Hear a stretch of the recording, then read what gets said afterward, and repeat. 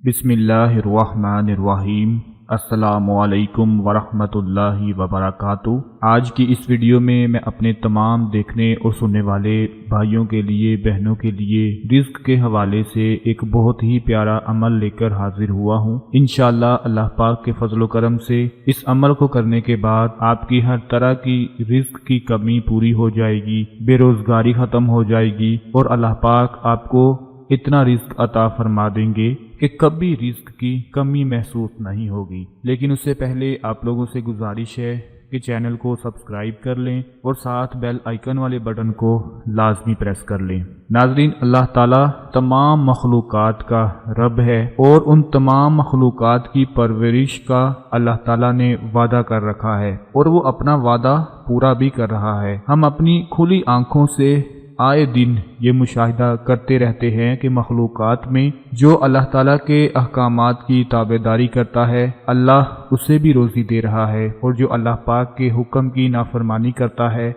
अल्लाह उसे भी रिज़्क दे रहा है। क्योंकि रिज़्क देने का वादा अल्लाह ताला ने खुद किया हुआ है, लेकिन मुआफ़ करने का वादा अल्लाह पाक ने नहीं किया। नाज़रीन, रिज़्क की फराहमी के लिए हमें कोशिश लाजमी करनी होती है। हाथ पर हाथ रख लेने से कुछ नहीं होने वाला, या घर बैठे रहने से बंदा सोचता रहे कि रिज़्क हाथों में आना शुरू हो जाए, तो ऐसा बिल्कुल नहीं होता और ये सरासर गलत है। एक किसान को देख लीजिए कि वो रिज़्क के लिए, रोज़ी के लिए कितनी मेहनत करता है। वो हल चलाकर बीज बोता है, फसल को पानी देता है, बहुत ज़्यादा मेहनत के बाद फिर उसे मेहनत का फल भी मिल जाता है। इसी तरह एक मजदूर को रिज़्क उस वक्त मिलता है जब वो मेहनत करता है। एक बिजनेसमैन को उस वक्त रोज़ी मिलती है जब वो अपना कारोबार शुरू कर लेता है। ये शर्त मुख्तलिफ मखलूक और हालात के लिए मुख्तलिफ होती है। आप देखें, जब एक बच्चा अपनी माँ के पेट में होता है तो वहाँ उस बच्चे से ये तकाजा नहीं किया गया कि वो एक मजदूर की तरह मेहनत करे,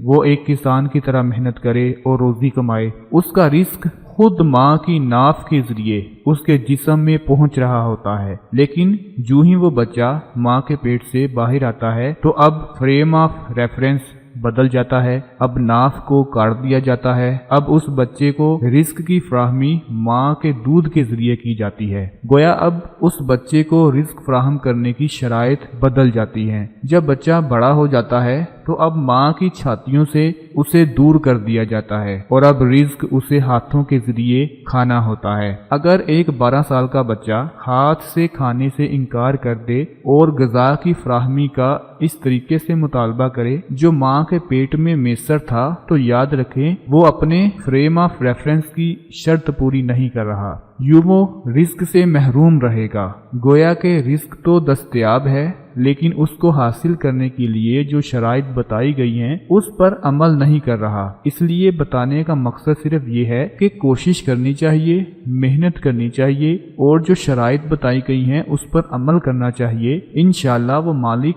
आपको कभी मायूस नहीं होने देगा। तो रोज़ी के हवाले से जो आप लोगों को आज का अमल बताने जा रहे हैं वो आप नोट फरमा लें कि जो स्क्रीन पर आपको इस वक्त एक दुआ दिखाई दे रही है, जो दुआ आपको बता रहे हैं, आपने हर नमाज के बाद 11 मरतबा इस दुआ को पढ़ लेना है और फिर अल्लाह पाक से अपने रिज़्क के लिए, रोज़ी के लिए दुआ मांगनी है। इंशाअल्लाह आपके घर में जैसी भी बेरोजगारी होगी, रिज़्क में कमी होगी, हर तरह की कमी दूर हो जाएगी और अल्लाह पाक आपकी परेशानियों को दूर फरमाकर, आपके मसाइल को दूर फरमाकर इतना रोजगार अता फरमा देंगे कि आप आराम से बैठकर रिज़्क का इस्तेमाल कर सकेंगे और आपको कोई भी परेशानी का सामना नहीं करना पड़ेगा। ये दुआ बहुत ही प्यारी दुआ है। आप इसे खुद भी करें, अपने दोस्तों के साथ लाजमी शेयर करें ताकि आपके साथ साथ उनको भी फ़ायदा हासिल होता रहे। अपना बहुत सारा ख्याल रखिएगा, अपनी दुआओं में याद रखिएगा। अल्लाह हाफिज़।